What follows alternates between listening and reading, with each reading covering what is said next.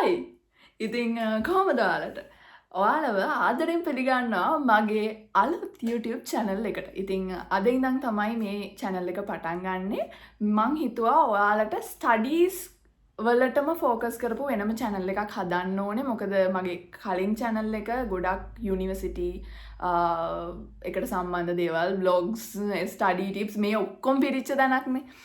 ඉතින් මේ channel එක අද ඉඳන් පටන් ගන්න අපේ study Q channel එක ඔයාලගේ එක්සෑම් සම්බන්ධ ප්‍රශ්න වලට උත්තර දෙන්න සහ පාඩම් කරන දේවල්, ඒවට අදාළ විසඳුම්, මේ ප්‍රශ්න, ඒ හැමදේම කතා කරන්න ඉස්කෝලේ යන අයට, යුනිවර්සිටි යන අයට මේ හැමෝටම වැදගත් වෙන්න තමයි මම මේ channel එක පටන් ගත්තේ.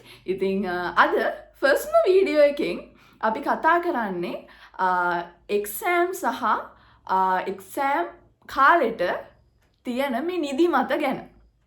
ගොඩක් අය කියනවානේ දැන් එක්සෑම් කාලෙට පාඩම් කරන්න හිතෙන්නේ නැහැ, නිදිමතයි. එක්සෑම් එක නිසා තමයි මේ නිදිමත එන්නේ. එක්සෑම් කාලේ නිදිමත එන එක සාමාන්‍ය දෙයක්.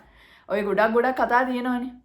ඉතින් අද මම පොඩ්ඩක් හිතුවා මේ නිදා ගන්න එක, නිින්ද කියන එක එක්සෑම් එකට අපි කොහොමද ප්‍රයෝජනවත් වෙන විදිහට පාවිච්චි කරන්නේ. පර්සනලි මම කොහොමද ඒක පාවිච්චි කරන්නේ කියන එක ඔයාලත් එක්ක පොඩ්ඩක් ෂෙයා කරගන්න. දැන් ගොඩක් අය හිතන් ඉන්නේ මේ නිදා ගන්න එකෙන් ඔයාගේ කාලය නාස්ති වෙනවා කියලානේ.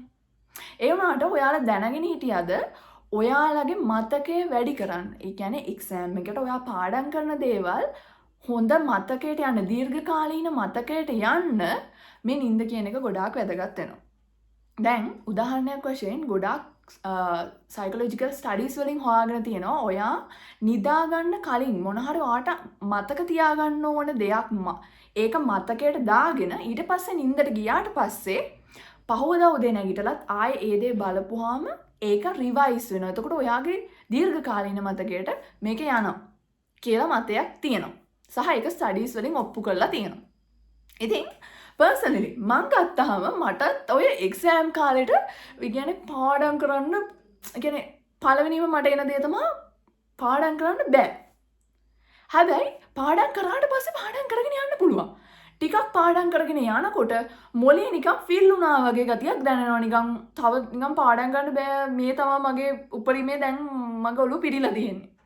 ඒ වෙලාවට මම කරන්නේ ඔක්කොම පැත්තකට දාලා ගිහිල්ලා පැය භාගයක්, පැයක්, එහෙම නැත්නම් පැය දෙකක් සමහර වෙලාවට චුට්ටක් නිදා ගන්නවා. මේක සමහර වෙලාවට ගොඩක් කරාම දවල්ට තමයි කරන්නේ. දැන් අපි උදේවරු පාඩම් කරනවා නම් ඔන්න නිකන් දවල් කෑම වෙලාව වගේනකොට ඔන්න ටිකක් නිදිමත වගේ ගතියක් එනවා. ඒ වගේ වෙලාවට ගිහිල්ලා මම නිදා ගන්න එක තමයි කරන්නේ. ඊට පස්සේ නැගිටලා ආයෙ පාඩම් කරනවා. දැන් ඕක මම ඒ කියන්නේ මම යුනිවර්සිටි ආවට පස්සේ තමයි මට හොඳටම තේරුනේ මේක මගේ මතකය වැඩි කරන්න පොඩි විදිහට උදව් වෙලා තියෙනවා කියලා. ඒ කියන්නේ දැන් සමහර වෙලාවට දැන් ඔන්න ඔයා පාඩම් කරනවා. හරිද? පාඩම් කරලා ඉවර වෙලා ඔයා ගිහිල්ලා දැන් කොහරි එළිය ඇවිදින්න යනවා කියමුකෝ. ගිහිල්ලා වටයක් ගහලා එනවා. ආවට පස්සේ මේ අර දැන් පාඩම් කරන තැනින් ඈත් වෙලා ඔයා ගියාට පස්සේ ඔයාට එකපාරට මතක් වෙනව නේද මේ නිකන් ඔළුවට එනවනේ මම මෙහෙම එකක් පාඩම් කරා මේකේ ඉතුරු කෑල්ල මොකද්ද වගේ එකක් එනව නේද ඔයාට. හැබැයි ඔයාට ඒකේ වෙලාව මතක නැහැ. ඒ වෙලාවට ටක් ගාලා දුවගෙන ඇවිල්ලා මොකද කරන්න ඕනේ? පොතේ ඒ පේජ් එක පෙරලලා ඒ පාඩම් කරපු දේ ඔයාට මතක් වෙච්ච දේ ආයෙ බලන්න. එතකොට ඔයාගේ මොලේට කන්ෆර්මේෂන් එකක් යනවා. මේ දේ තමයි මේ. දැන් ඔය දේම ඔයාලට එක්සෑම් එකේදී වෙන්නේ නැද්ද කියන්නකෝ. දැන් ඔන්න ඔයා එක්සෑම් පේපර් එක ලියලා එනවා. එක්සෑම් පේපර් එක ලියලා ආවට පස්සේ දැන් ඔයාලා හරි වැරදි කතා වෙනවනේ. ළමයි දැන් පේපර් එකේ මේක තිබ්බා, ඔයා මොකද්ද ලිව්වේ, අරක හරිද මේක හරිද. දැන් සමහර වෙලාවට ඔයාට එක්සෑම් එකේදී ඔයා උත්තරේ මතක් වෙන්නේ නැහැ. ඊට පස්සේ ඔන්නේ මට ඒක තිබ්බ තනත් මතකයි, ඔක්කොම මතකයි, මතක් වෙන්නේ නැහනේ අප්පා කියලා හිතනවනේ.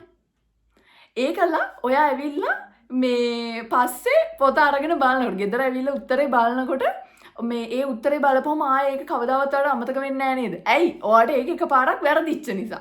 එහෙම නැත්නම් එකපාරක් එක්සෑම් එකේදී අමතක වෙච්ච නිසා. හැබැයි දැන් ඒක වැරදිච්ච නිසා ඔයා හිතන්නේ ආයේ වැඩක් වෙන්නේ නැහැ කියලා.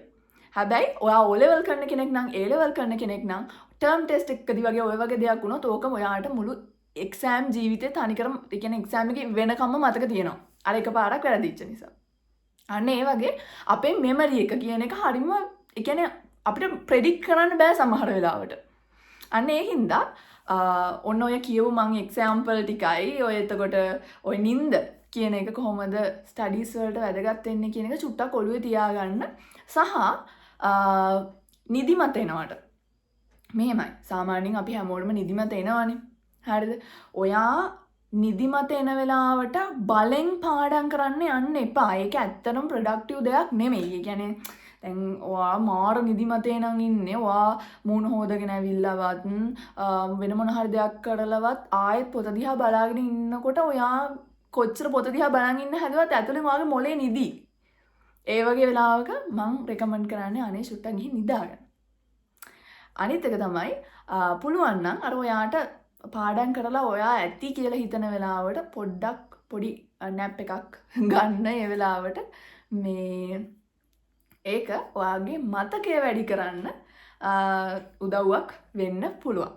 ඉතින් අද අපේ පළවෙනි වීඩියෝ එකේ මම හිතනවා ඔයාලට ප්‍රයෝජනවත් දෙයක් ලැබෙන්නේ නැති කියලා. මගේ අනිත් channel එක වගේම මේ channel එකෙත් ඔයාලට ගොඩක් වැදගත් දේවල් share කරන්න බලාපොරොත්තු වෙනවා. ඉතින් ඔයා මගේ channel එකට අලුත් නම් අනිවාර්යෙන් subscribe කරන්න. දිගටම මාත් එක්ක එකතු වෙලා ඉන්න. කලින් ඉඳන් මාව දන්න අය නම් දන්නවා. වැඩක් පටන් ගත්තොත් හරියටම ඉවර කරනවා අපි අපේ channel එකෙන්.